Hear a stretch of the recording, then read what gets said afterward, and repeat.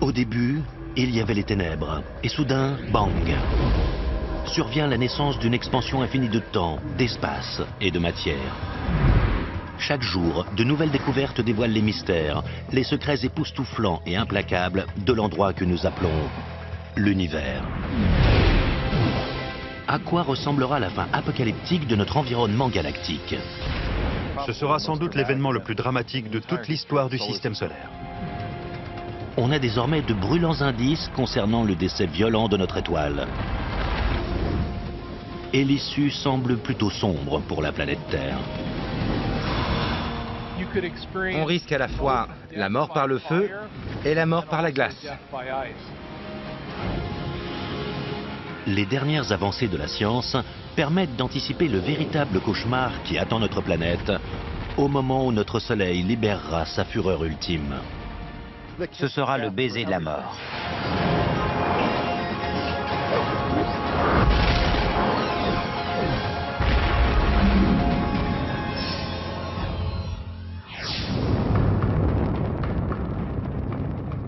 Le Soleil nous nourrit de sa lumière et de son énergie depuis plus de 4,5 milliards d'années. Mais comme toute chose dans le cosmos, notre étoile nourricière finira par mourir.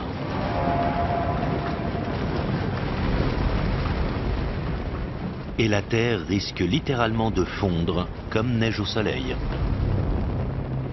Lorsque le Soleil sera 100 fois plus lumineux qu'aujourd'hui, toute la surface de la Terre sera calcinée.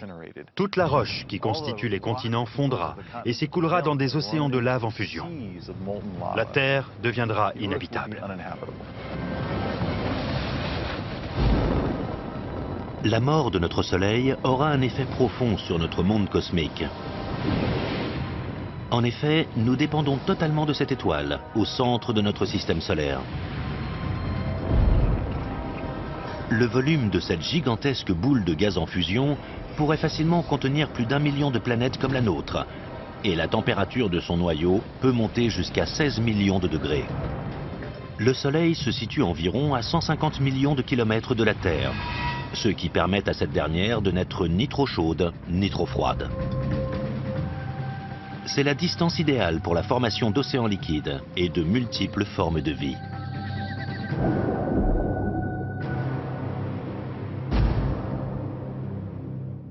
Notre survie dépend en grande partie de l'énergie solaire. En tout premier lieu, les plantes ont besoin de cette énergie pour procéder à la photosynthèse et donc pour pousser. Ensuite, nous autres humains, nous nourrissons de ces plantes, ainsi que d'animaux qui s'en nourrissent aussi. On se sert également de l'énergie fossile de plantes en décomposition. Et les vents aussi sont produits par la chaleur du soleil. L'énergie solaire nous sert à tous les niveaux. Cette chaleur et cette lumière nous viennent du noyau du Soleil. Colossal réacteur nucléaire composé à 75% d'hydrogène, ainsi que d'hélium et d'une petite quantité d'éléments plus lourds. Comme on le voit ici, les noyaux d'hydrogène fusionnent pour former des noyaux d'hélium. Ce processus, qu'on appelle fusion, génère une énergie radiante. Cette voiture est comparable à une jeune étoile comme le Soleil. Lorsqu'une étoile comme le Soleil naît, elle naît avec un réservoir plein de carburant. Si je fais le plein d'essence, c'est comme le moment où l'hydrogène fusionne par la force de la gravité pour former un noyau chaud et dense. Petit à petit, le carburant va brûler. Dans le cas d'une étoile, l'hydrogène fusionne pour former de l'hélium, ce qui produit de l'énergie. C'est comme pour le carburant qui brûle dans la voiture pour lui donner l'énergie nécessaire pour rouler. Tout comme dans une voiture, la réserve de carburant du Soleil n'est pas infinie. Et la Terre se retrouvera un jour privée de sa source d'énergie vitale. Vu la vitesse à laquelle l'hydrogène fusionne en hélium, le noyau du Soleil finira par être à court d'hydrogène. On voit d'autres étoiles bien plus anciennes que le Soleil qui finissent par s'éteindre.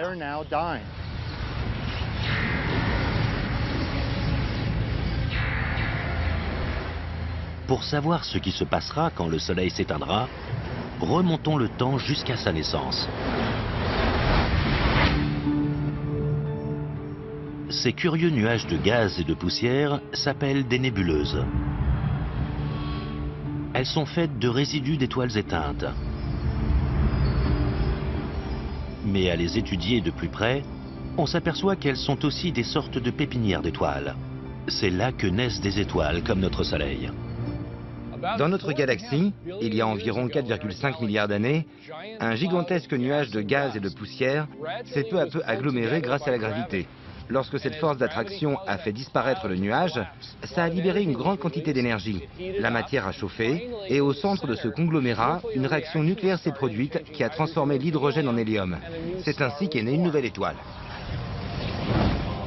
Le reste de matière stellaire se met alors à tourbillonner autour de ce nouveau Soleil.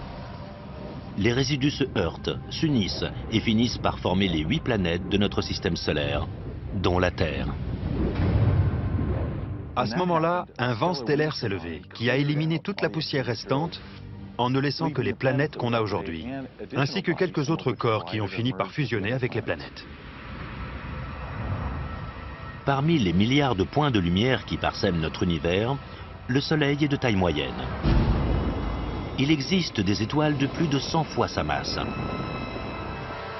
Et contrairement à ce qu'on croit, la vraie couleur du Soleil n'est pas celle qu'on voit à son lever ou à son coucher. Le Soleil est en fait une étoile blanche et non pas une jaune. Il est aussi blanc que cette voiture. Il est vrai que la crête de son spectre est plutôt dans les tons jaunes, mais il émet aussi de la lumière bleue et verte, orange et rouge. Et l'ensemble de toutes ces couleurs est perçu par notre œil et notre cerveau comme la couleur blanche. Le Soleil partage certaines caractéristiques des êtres humains. Par exemple, dans sa jeunesse, il était très actif et souvent imprévisible. On a découvert quelque chose de très surprenant. Au début de leur vie, les étoiles comme le Soleil tournent très vite, bien plus vite que le Soleil aujourd'hui. Imaginez une étoile de la taille du Soleil, qui effectue une rotation rapide, en moins d'une journée. À cet âge-là, le Soleil était complètement différent. Il produisait des éruptions très fréquentes et projetait des particules à travers l'univers qui touchaient la Terre.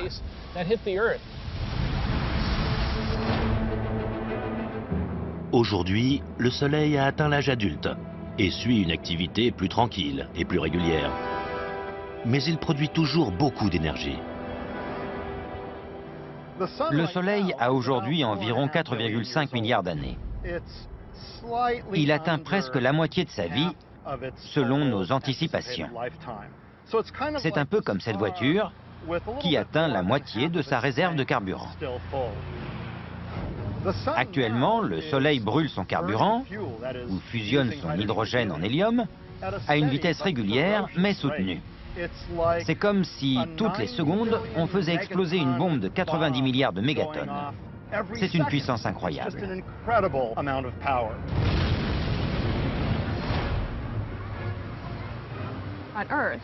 Sur Terre, on ne reçoit qu'une infime partie de l'énergie produite par le Soleil. Pour vous donner une idée, cette énergie suffirait à alimenter à peu près 29 millions de milliards d'ampoules de 100 watts pendant une heure. La quantité d'énergie générée à l'intérieur du Soleil est vraiment colossale. Notre Soleil va continuer à produire de l'énergie à gogo tout au long de sa vie, qu'on estime à une durée d'environ 12 milliards d'années.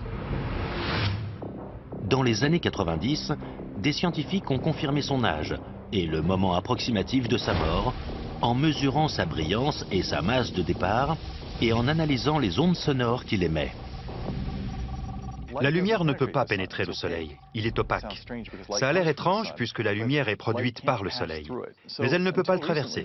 Du coup, jusqu'à récemment, on n'avait aucun moyen de sonder les profondeurs du Soleil.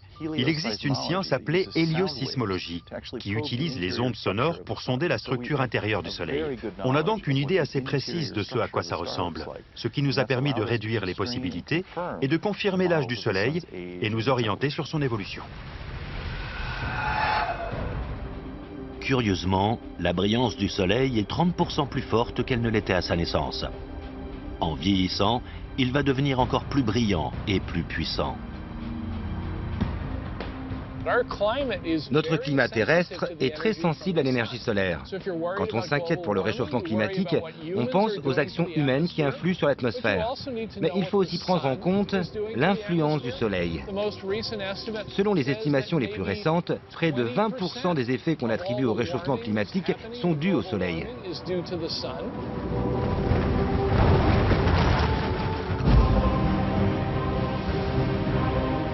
Dans 1 milliard d'années, la luminosité de notre étoile sera 10% plus forte.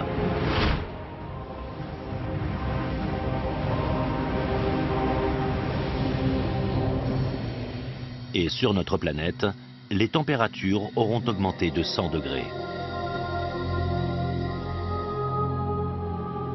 L'humidité de l'air est idéale pour capturer les rayons infrarouges ou la chaleur.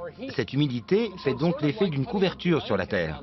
Mais le problème, c'est qu'au fur et à mesure que la Terre se réchauffe, l'eau des océans s'évapore. L'humidité capture de plus en plus de chaleur et la Terre se réchauffe encore plus. Et plus elle se réchauffe, plus l'eau s'évapore et plus ça capture de chaleur. Ça ne se contrôle pas. C'est ce qu'on appelle l'effet de serre. Avec cette augmentation de température due à un effet de serre incontrôlable, la vie sur Terre sera bientôt en péril. Des civilisations entières devront se retirer dans des abris souterrains pendant la journée pour ressortir la nuit lorsque les températures baisseront un peu. Mais au fur et à mesure que le thermomètre continuera de grimper, il finira par n'y avoir aucun refuge. On sait comment ça va finir. Ça finira comme sur Vénus. Si on réfléchit bien, la distance entre Vénus et le Soleil n'est que 30% inférieure à celle de la Terre. Et pourtant, il y fait bien plus chaud que sur Terre, au moins 800 degrés. On ne possède pas encore la technologie qui nous permettrait de survivre à la surface de Vénus. Mais on se doute de ce que ça impliquerait. Il faudrait se protéger de la chaleur. Ce serait un vrai défi. Dans 3 milliards d'années, la luminosité du Soleil aura augmenté de 40%. D'ici là, les océans seront entièrement évaporés. La Terre sera devenue un désert géant. Le Soleil aura épuisé les 3/4 de l'hydrogène contenu dans son noyau pour le transformer en hélium. Comme cette voiture dont le réservoir est à 3/4 vide. À ce moment-là, le Soleil sera encore plus lumineux et encore plus gros. Donc la Terre sera plus chaude. Elle sera devenue un endroit très inhospitalier. Et ce cauchemar solaire n'est pas terminé. À l'approche de son 10 milliardième anniversaire, le Soleil connaîtra des transformations drastiques.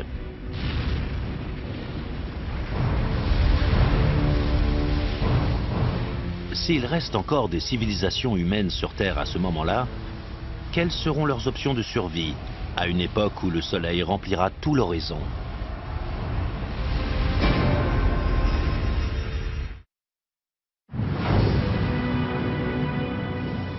C'est couru d'avance. Lorsque le Soleil atteindra environ 10 milliards d'années, tout l'hydrogène présent dans son noyau sera épuisé. Ce sera le début de la fin pour notre étoile. Et elle ne connaîtra pas une fin paisible. Quant à la Terre, elle aura subi le réchauffement climatique, ainsi que d'autres cataclysmes. Toute forme de vie aura été éliminée, et ce, en à peine 1 milliard d'années. Mais si des humains parviennent à survivre jusque-là, par quelque moyen que ce soit, ils devront alors faire face à un véritable enfer. Lorsque le Soleil aura épuisé tout l'hydrogène de son noyau, il va commencer à se contracter sur lui-même. En effet, il n'aura plus d'hydrogène à fusionner en hélium, alors que c'est ce procédé qui crée actuellement les radiations qui produisent une pression vers l'extérieur, ce qui compense la pression gravitationnelle vers l'intérieur. La fusion de l'hydrogène ne se produira donc plus dans le noyau, mais elle se poursuivra dans l'écorce autour du noyau et à une vitesse encore plus grande. Et cette énergie croissante va élargir les couches extérieures du Soleil. Cela signifie que le Soleil deviendra bien plus puissant et bien plus lumineux. puisque l'hydrogène de l'écorce fusionnera en hélium, tandis que le noyau se contractera plus rapidement qu'avant. L'énergie ainsi produite à l'intérieur de cette écorce d'hydrogène en fusion générera une pression très importante, ce qui provoquera un élargissement des couches extérieures du Soleil, et le Soleil deviendra alors ce qu'on appelle une géante rouge. Une géante rouge est une étoile ayant épuisé le réservoir d'hydrogène de son noyau. Il reste donc une accumulation d'hélium, plus lourd et plus dense. Une étoile de taille moyenne, comme notre Soleil, finira les 2 derniers milliards d'années de sa vie en géante rouge. On appelle ça une géante rouge parce qu'au moment où cet élargissement se produit, sa surface devient tellement importante qu'elle finit par se refroidir. Et en termes de température, les étoiles plus froides apparaissent plus rouges. Au cours de la première phase de cette géante rouge se produiront des changements catastrophiques. Le Soleil gonflera jusqu'à atteindre 20 à 30 fois sa taille initiale et deviendra 100 fois plus lumineux.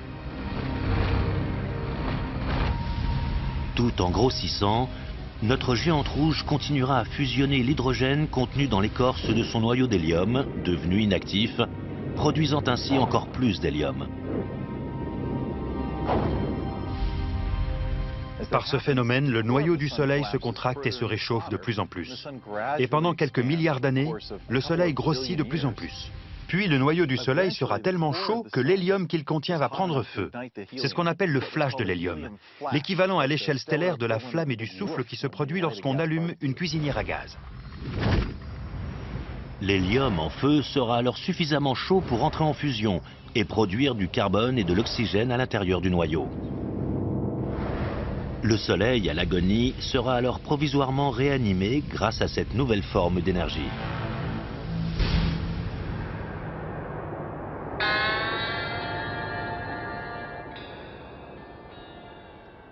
Me voilà coincé dans le désert en panne d'essence. Mais il se trouve que j'ai dans le coffre un bidon de carburant. Si je le vide dans le réservoir, cela permettra à la voiture de rouler encore quelques kilomètres. C'est un peu pareil pour le Soleil. Au cours de sa phase de géante rouge, sa réserve d'hydrogène, donc de carburant, sera épuisée, mais il lui restera de l'hélium. Pour une courte période, quelques dizaines de millions d'années, cet hélium fusionnera en carbone et en oxygène, ce qui produira une nouvelle source d'énergie qui permettra au Soleil de durer un peu plus longtemps. À la fin de sa première phase de géante rouge, le Soleil, à l'agonie, entrera alors dans une phase stable où il consommera son hélium. Il deviendra alors plus chaud, mais plus petit. Mais ce ne sera que le calme avant la tempête. En effet, la transformation du Soleil en géante rouge se fera en 2 phases. Au cours de la seconde phase, la réserve d'hélium du noyau sera épuisée. Le noyau sera alors constitué de carbone et d'oxygène et recommencera à se contracter et à se réchauffer. Mais l'hélium sera toujours présent dans la croûte et continuera à fusionner, formant encore plus de carbone et d'oxygène à l'intérieur du noyau. Et tout cela sera toujours enveloppé d'hydrogène qui sera toujours en train de fusionner en hélium. Lorsque le Soleil deviendra une géante rouge, il va grossir. Et la première planète qu'il fera disparaître, ce sera Mercure. Il va la calciner, l'évaporer et l'avaler. Et puis il va grossir jusqu'à Vénus. Une fois que l'énergie produite par la transformation de l'hélium en carbone est épuisée, le noyau se remet à rétrécir et la couche externe du Soleil se remet à s'élargir. Tout cela est très instable. Au cours de la seconde phase de géante rouge, cette succession de contractions et d'expansions fera battre le Soleil, comme un cœur aux lentes pulsations. Ces pulsations se produiront 1 ou 2 fois par millénaire, et chacune d'entre elles provoquera un véritable chaos dans l'ordre planétaire. Mercure et Vénus sont condamnées. Elles seront avalées par la géante rouge. Mais en ce qui concerne la Terre, il y a encore débat chez les scientifiques pour déterminer si elle sera avalée ou non. Le Soleil devrait devenir assez gros pour atteindre la Terre. L'avenir de la Terre reste incertain. Elle se situe à la distance limite pour être avalée par le Soleil, mais pourrait survivre. Mais les astronomes ont aujourd'hui un moyen de prédire le destin de notre planète. IOTA est un inféromètre optique à longue base qui a réussi à photographier de près une étoile variable, Cae Cygni, située environ à 50 années-lumière de la Terre. Cae Cygni approche de la fin de sa phase de géante rouge. Elle devient énorme. Et dans les derniers millions de son existence, elle se met à palpiter. Les pulsations se produisent environ tous les 400 ans. Elle devient de plus en plus grosse et lumineuse, puis de plus en plus petite et sombre. Si cette énorme étoile enflée était notre Soleil, elle aurait déjà consumé toutes les planètes de son système jusqu'à Mars. La Terre et toutes ses formes de vie luxuriantes auraient déjà fondu dans la matière composant l'intérieur de cette étoile à l'agonie. Évidemment, on n'est pas là depuis assez longtemps et l'on ne survivra pas assez loin dans le temps pour savoir exactement ce qui arrivera à la mort du Soleil. Il faut donc observer d'autres étoiles pour voir comment ça devrait se passer. Grâce à l'observation d'autres étoiles, on a désormais un aperçu terrifiant du diagnostic à long terme pour le Soleil et de ce qui attend le reste du système solaire. La Terre risque d'être avalée dans les abysses de l'énorme boule de feu. Toutefois, des études récentes indiquent que si toutes les conditions sont réunies dans le cosmos, notre petite planète fragile pourrait bien connaître un autre destin.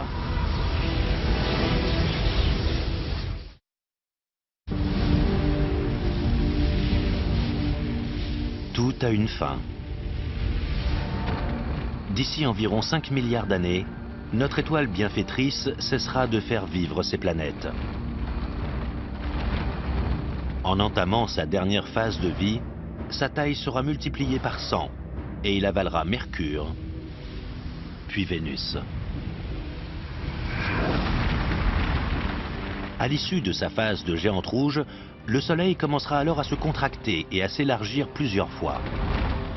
Et à chacune de ces pulsations, notre étoile agonisante s'approchera dangereusement de la Terre.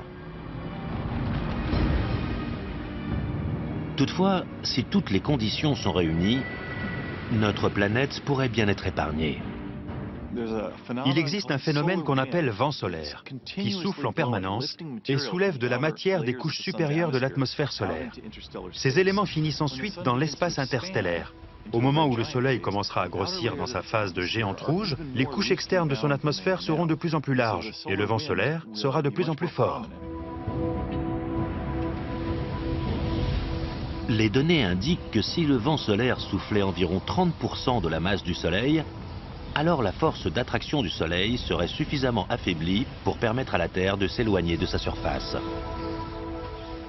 Si le Soleil perd une partie de sa masse, sa force de gravité sera plus faible et l'orbite de la Terre s'élargira. Donc, avec un peu de chance, notre planète s'éloignera suffisamment pour être hors de portée du Soleil en expansion et on ne finira pas calciné. Mais la Terre ne pourra pas éviter complètement le danger. Même en perdant de sa masse, le Soleil risque malgré tout de conserver l'interaction gravitationnelle qu'il a avec la Terre. Et cela pourrait avoir des conséquences brûlantes. Il y a deux effets qui entrent en concurrence. En vieillissant, le Soleil perdra de sa masse, ce qui signifie que l'orbite de la Terre s'éloignera peu à peu de sa surface. Mais il est vrai aussi que la Terre restera suffisamment proche pour que sa force de gravité forme une sorte de bosse de gaz à la surface du Soleil. L'interaction gravitationnelle entre cette bosse et la Terre va alors ralentir notre planète dans son orbite, ce qui fait qu'elle va commencer à se rapprocher. Il se peut que la perte de masse du Soleil nous permette de nous éloigner et de nous éviter la calcination. Mais il se peut aussi que l'interaction gravitationnelle nous rapproche de sa surface et nous condamne à l'incinération. Il faudra revenir dans 5 ou 6 milliards d'années pour voir quelle option l'aura emporté. La Terre pourrait donc avoir de la chance. Une équipe internationale d'astronomes a découvert une planète à l'extérieur de notre système solaire qui a survécu à la mort de son étoile. Cette exoplanète est au moins 3 fois plus grosse que Jupiter et tourne autour d'une étoile appelée V391 Pégasi, d'une masse similaire à notre Soleil. Certaines exoplanètes survivent clairement à la phase de géante rouge de leur étoile. Par exemple, V391 Pégasi est une étoile autour de laquelle tourne une planète. Et cette planète est toujours là. Il se pourrait qu'elle ait un noyau rocheux comme la Terre, et peut-être même composé de fer. Mais on pense que c'est principalement une planète gazeuse et liquide. V391 Pégasi et son énorme planète gazeuse sont séparés par une distance à peu près semblable à celle qui nous sépare du Soleil, c'est-à-dire environ 145 millions de kilomètres. D'après les astronomes, si cette exoplanète a survécu, c'est grâce à la perte de masse de son étoile, dont l'attraction a suffisamment diminué pour lui permettre de s'éloigner. La planète qui tourne autour de V391 Pégasi fait sans doute partie des quelques planètes qui réussissent à s'éloigner au lieu d'être irrésistiblement attirées par la force des marées solaires. Mais on ne trouve pas beaucoup de planètes se situant dans cet entre-deux. En général, soit elles sont avalées par l'étoile, soit elles partent bien trop loin. Il faut un équilibre parfait entre les deux forces d'attraction pour qu'une planète puisse rester à cette distance idéale. On a donc un cas dans lequel la planète survit. La mauvaise nouvelle, c'est que dans ce cas, la planète est très grosse, plus grosse que Jupiter. C'est sans doute pour ça qu'elle a de meilleures chances de survie qu'une petite planète comme la Terre.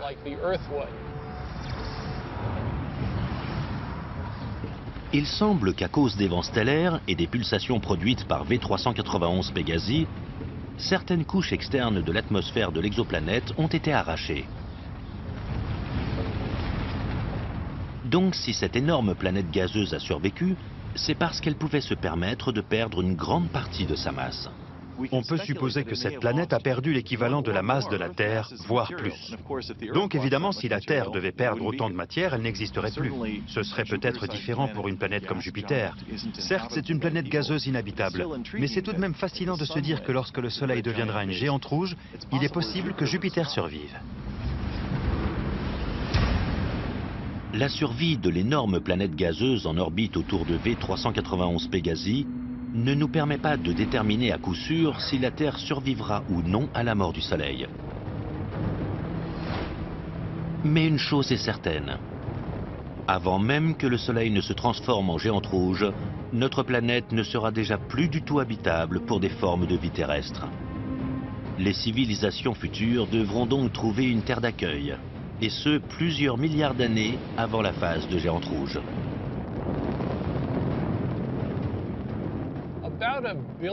D'ici 1 milliard d'années, s'il reste des humains, je leur conseillerais de déménager sur Mars. Bien que Mars soit trop froide actuellement, elle sera sans doute plus hospitalière à ce moment-là. On n'a pas encore déterminé si Mars contient de l'eau, mais si c'est le cas, les humains pourraient s'en servir et profiter d'une retraite tranquille sur la planète rouge. Mais un déménagement vers Mars ne serait pas simple. La planète rouge serait certes plus chaude qu'elle ne l'est actuellement, mais il lui manquerait toujours certains éléments nécessaires à la vie. Il faut créer une atmosphère pour avoir une pression suffisante pour que l'eau existe sous forme liquide à la surface. Il faut pouvoir fabriquer de l'oxygène. Ce n'est pas parce qu'une planète ou une lune se situe en zone habitable qu'elle est habitable telle qu'elle. Pour bien planifier les choses, il faudrait encourager la culture de plantes sur Mars d'ici 1 milliard d'années. Il faudrait trouver un moyen de fabriquer de l'oxygène pour rendre la planète plus hospitalière pour nous. C'est très égocentrique, mais on appelle ça la terraformation. C'est le fait de façonner une planète pour la rendre semblable à notre Terre. Et j'espère qu'on sera encore là pour pouvoir le faire. Même si une civilisation avancée parvient à coloniser Mars, ce nouveau domicile ne sera que provisoire. Le Soleil continuera à augmenter en taille et en luminosité, repoussant de plus en plus la zone habitable. Au cours de la phase de géante rouge, les terriens devront encore se déplacer, peut-être vers les lunes de Jupiter ou de Saturne qui contiennent de l'eau. Mais à chaque nouvelle destination apparaissent de nouveaux obstacles. Plus le Soleil avancera dans sa phase de géante rouge, plus son élargissement sera rapide. Il faudra donc se déplacer de plus en plus souvent. De plus, le déplacement vers une nouvelle planète pose un autre problème. Il serait très compliqué et très onéreux de déplacer tous les humains. Alors qui choisit-on? Une petite élite de la société? Cela risque de poser de graves problèmes. Alors, au lieu d'abandonner la Terre avant que le Soleil ne se transforme en géante rouge, l'autre solution serait de carrément déplacer la planète entière. Cela ressemble à de la science-fiction, mais on étudie déjà des technologies qui permettraient de sauver la Terre de l'apocalypse solaire.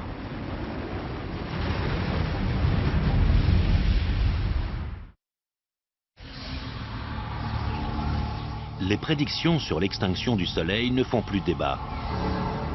D'ici 5 milliards d'années, notre étoile entamera une agonie longue et violente.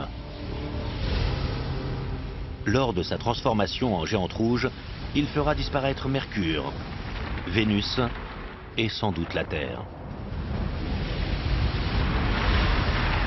Si des civilisations humaines existent encore à ce moment-là, elles se seront déplacées vers l'extérieur du système solaire. Et elles auront peut-être même emporté la Terre avec elles. Mais pour cela, il faudra d'abord trouver le moyen de tracter une planète entière. On pourrait petit à petit déplacer la Terre vers une nouvelle zone habitable. Par exemple, en prenant un astéroïde qu'on pourrait mettre en orbite autour de la Terre. Comme ça, lorsque son orbite se rapprocherait périodiquement de la Terre, cela pourrait nous tirer un peu plus loin du Soleil. Actuellement, les scientifiques procèdent à des simulations informatiques pour étudier la possibilité de déplacer la Terre grâce à des fusées commandées par l'homme ou par des drones. Il faudrait sans doute utiliser des voiles solaires pour diriger l'astéroïde au bon endroit, ou alors une fusée nucléaire. D'ici 1 milliard d'années, on devrait aussi disposer d'autres technologies qui nous simplifieront la tâche. On ne peut pas savoir. D'après les chercheurs, il faudrait rapporter un nouvel astéroïde tous les 6000 ans pour tirer notre planète vers l'extérieur progressivement pendant que le Soleil grossira.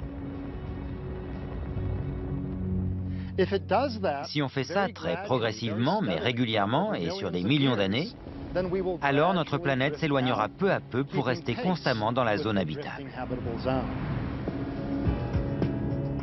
Mais même si l'on parvient à modifier l'orbite de la Terre pour l'éloigner du danger, son avenir reste incertain. À l'approche de la fin de la seconde phase de géante rouge, les pulsations du Soleil diminueront, puisque la majeure partie de son atmosphère extérieure aura été expulsée. Par conséquent, son énergie commencera à diminuer rapidement. Il y aura une diminution de la masse et de la gravité exerçant une pression sur la fine couche d'hélium. Elle sera moins compressée et moins sensible aux températures. À ce stade, au lieu de grossir et de rougir, le Soleil deviendra de plus en plus petit et bleu. Du coup, la réaction nucléaire ralentira. Et une fois que le Soleil aura perdu une masse suffisante, la réaction cessera complètement. À ce moment-là, sa réserve de carburant finira par s'épuiser et il commencera à rétrécir. Contrairement à d'autres étoiles, notre Soleil à l'agonie ne s'éteindra pas dans une énorme explosion lorsqu'il ne sera plus alimenté. Certaines étoiles variables produisent une supernova, une explosion de radiation capable d'éclipser temporairement toute une galaxie. Pourquoi notre Soleil ne produirait-il pas ce genre de phénomène spectaculaire au moment de son extinction? C'est la question qu'a posée l'un de nos téléspectateurs. Leroy G. de Newport à Rhode Island nous a écrit « Pourquoi notre Soleil ne finira pas en supernova lors de son extinction ?»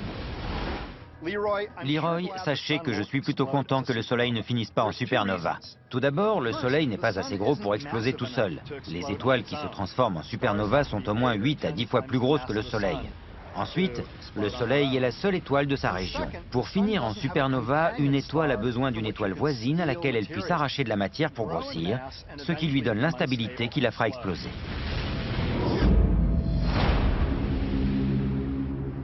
Au tout dernier stade de la vie du Soleil, son atmosphère externe, une sphère gazeuse appelée nébuleuse planétaire, aura disparu dans l'espace. Tout ce qui restera de notre étoile, autrefois si puissante, sera un résidu incandescent appelé naine blanche. La naine blanche aura à peu près la même taille que la Terre et la moitié de la masse du Soleil. Ce corps possédera toujours la même énergie thermique que le Soleil, mais il sera tout petit et ne pourra donc pas rayonner avec autant d'efficacité. Les naines blanches sont petites, mais extrêmement denses. Notre Soleil transformé en naine blanche sera de la taille de la Terre, mais aura toujours la masse d'une étoile entière.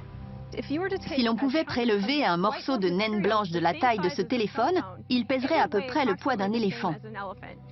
C'est un matériau très dense, même si la naine blanche sera bien plus petite que le Soleil tel qu'on le voit aujourd'hui. Une fois transformé en naine blanche, notre Soleil pourra prendre sa retraite. Et son énergie thermique accumulée l'alimentera encore pendant des milliers de milliards d'années. Une fois que le Soleil sera une naine blanche, ce sera comme une voiture qui roule en roue libre. Elle n'a plus de carburant, mais elle continue de rouler grâce à l'énergie cinétique qui la fait avancer. Aucune nouvelle énergie n'est produite sans carburant. Il s'agit de l'énergie stockée dans le noyau chaud, de l'énergie que l'étoile a produite grâce aux réactions nucléaires lorsqu'elle était encore jeune et active. C'est exactement comme une voiture qui avance sans aucun carburant. La voiture finit par ralentir, puis s'arrêter.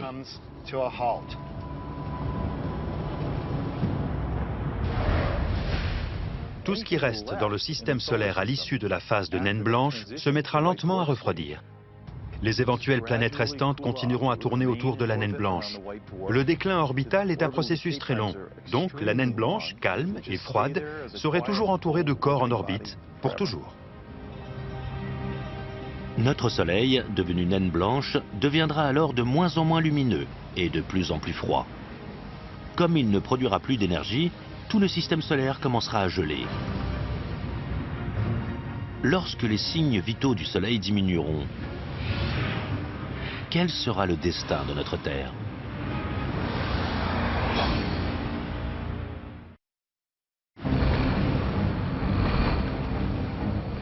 Dans son agonie, après avoir été mortellement chaud dans sa phase de géante rouge, notre Soleil deviendra ensuite très froid dans sa phase de naine blanche. Cette phase sera peut-être le baiser de la mort pour la Terre, qui passera alors des feux de l'enfer au froid insoutenable. Lorsque le Soleil se sera transformé en naine blanche, on peut supposer que les températures terrestres, selon son orbite, vont chuter radicalement et très rapidement, puisque la naine blanche ne produira plus aucune énergie par la fusion. On n'aura plus cette énergie qui réchauffait la Terre. Si l'on reste ici pendant la phase de géante rouge, on sera grillé comme des merguez. Mais à l'inverse, si la Terre reste au même endroit lorsque le Soleil se changera en naine blanche, on sera gelé comme des glaçons. Mais il restera toujours des endroits où la vie pourra persister. Par exemple, dans l'eau liquide, au plus profond des océans. Au départ, d'éventuels humains pourraient théoriquement vivre dans des sous-marins, près de cheminées hydrothermales chaudes, alimentées par l'énergie géothermique issue des profondeurs du noyau de la Terre. Mais au bout de quelques millions d'années, les océans auront complètement gelé, et la vie disparaîtra inévitablement. Une fois transformé en naine blanche, le Soleil ne cessera plus de refroidir. C'est comme une casserole sur le feu. Une fois le feu éteint, il n'y a plus de source d'énergie et la casserole refroidit progressivement. Si la Terre survit jusqu'à la phase de naine blanche, elle ne recevra pratiquement plus aucune énergie.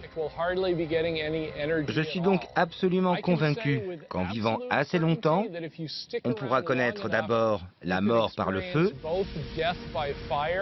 puis la mort par la glace. Sans l'énergie solaire, toute vie restante dans notre système solaire disparaîtra.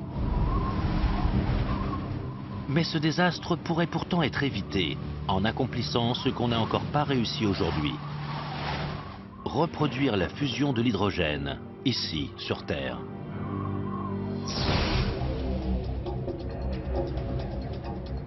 la science a déjà réussi à provoquer la fission nucléaire, c'est-à-dire la division d'atomes en noyaux plus légers et plus petits. C'est cette énergie qui alimente nos centrales nucléaires, ainsi que les armes nucléaires.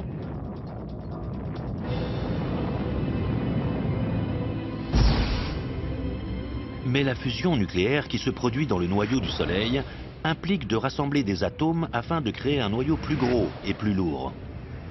Jusqu'à présent, ce processus n'a pas pu être reproduit sur Terre. Le problème pour reproduire les conditions solaires, c'est d'obtenir des matériaux ayant la même densité et la même température qu'au centre du Soleil. À l'intérieur du Soleil, c'est la gravité qui fait monter la pression et la température. Sur Terre, on n'a pas la chance de pouvoir utiliser la gravité solaire. Donc, il faut trouver d'autres moyens de compresser la matière pour obtenir les densités dont on a besoin. Au laboratoire national de Lawrence Livermore en Californie, des scientifiques tentent de relever le défi en fabriquant un mini-soleil. L'expérience consiste à se servir du plus grand laser au monde, de la taille de 3 terrains de foot, pour tirer sur une petite bille de la taille d'une balle de revolver remplie de combustible à l'hydrogène. Lors d'une expérience par confinement inertiel, comme celle qui a eu lieu au laboratoire de Lawrence Livermore, on commence par une petite bille d'1 centimètre de diamètre avec un noyau solide, composé principalement d'hydrogène à fusionner. L'extérieur de la bille est fait de plusieurs couches de matériaux différents, conçus pour produire une onde de choc vers l'intérieur, qui compressera le noyau au maximum. Le gigantesque laser se divisera en 192 rayons distincts qui frapperont la bille enfermée dans une petite capsule. Lorsque la coque de la bille de combustible sera touchée par ces rayons X surpuissants, la bille devrait imploser, puis produire une fusion nucléaire à l'intérieur de son noyau. Si l'on disposait d'un moyen abordable de fusionner des atomes, ça changerait tout. Beaucoup de choses changeraient dans nos vies. Mais surtout, on n'aurait plus besoin du soleil. On pourrait produire de l'énergie, de la chaleur et de la lumière nous-mêmes. On pourrait vivre n'importe où dans le cosmos, grâce à des réserves d'hydrogène, et produire notre propre énergie.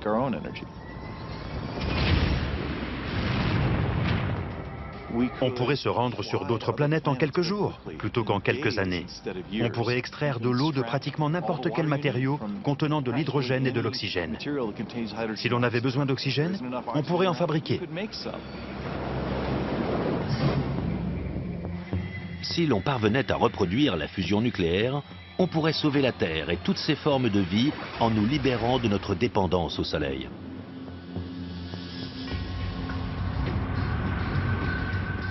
Le Soleil, lui, est définitivement condamné. Lorsqu'il se sera transformé en naine blanche, il deviendra de plus en plus froid et de moins en moins lumineux. L'étoile qui fournit aujourd'hui une énergie phénoménale à tout un système planétaire finira par disparaître.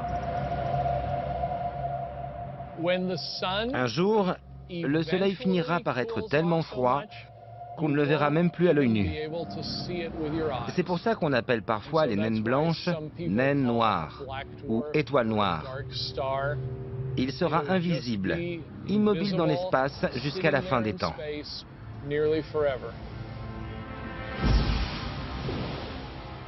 Notre système solaire ne pourra pas éviter son rendez-vous avec la mort dans 5 milliards d'années. Mais la mort d'un système solaire peut aussi donner naissance à un autre. Les particules libérées pendant l'agonie de notre Soleil pourraient bien un jour s'assembler à d'autres matériaux stellaires pour fabriquer une autre génération d'étoiles. Et l'une de ces futures étoiles permettra peut-être un jour à d'autres planètes d'abriter la vie.